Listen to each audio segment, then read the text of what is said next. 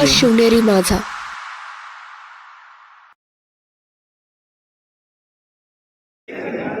यावेळेस परिवर्तन अटळ आहे.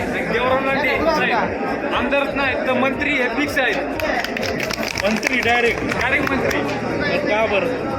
का म्हणजे इथे लोकांचा प्रतिसाद असा भेटतोय की देवराव लांडे आमदारच नाहीत तर मंत्री होणार आहेत. तुम्ही पण शिकलेले दिसताय. हो, आता तुम्ही मंत्री म्हणताय, ठीक आहे, तुमच्या भावना आहेत, परंतु का देवराम लांडेंना आमदार करायचं? देवराव लांडेला आमदार का करायचं आहे? गेले कित्येक वर्ष दादा आलेत, शेठ आलेत, काही काम केलेलं नाही त्यांनी समाजाचं केलेलं नाहीये ना. गोरगरीब जनतेचं काम त्यांनी केलेलं नाहीये. यंदा साहेबांना निवडून द्यायचंय आणि लेजिस्लेटिव्ह असेंब्लीमध्ये पाठवायचंय आणि मंत्री हे करायचंय.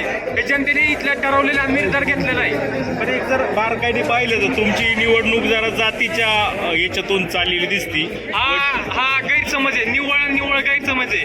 जातीच्या आधारावरती इलेक्शन होणार नाहीये. आजूबाजूला जो समाज बांधव जमलेला आहे त्यांनी सर्वांनी गोष्ट ही बाब लक्षात घेणं गरजेचं आहे. ही नुसतं जातीपातीच्या याच्यावरती निवडणूक होणार नाहीये. काय शिक्षणाबद्दल काय? शिक्षणाबद्दल मी लांडे साहेब आणि दादांसोबत माझं बोलणं झालेलं आहे. मी त्यांना मागणी केलेली आहे, ज्यावेळेस तुम्ही निवडून येशाल त्यावेळेस तालुक्यात मेडिकल कॉलेज हे बांधा आणि म्हणजे आपल्या तालुक्यातले जे काही विद्यार्थी आहेत हे नीटची एक्झाम देऊन बाहेरच्या जिल्ह्यामध्ये किंवा बाहेरच्या शहरामध्ये जातात कॉलेजसाठी, तर ते विद्यार्थी आपल्या तालुक्यात शिकायला जातील. त्यांनी मला आश्वासन दिलेलं आहे की ज्यावेळेस आमदार होतील, मंत्री होतील, त्यावेळेस ते तालुक्यात पहिलं मेडिकल कॉलेज बांधतील.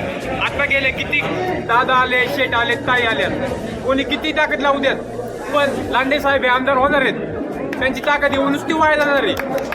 Thank you sir.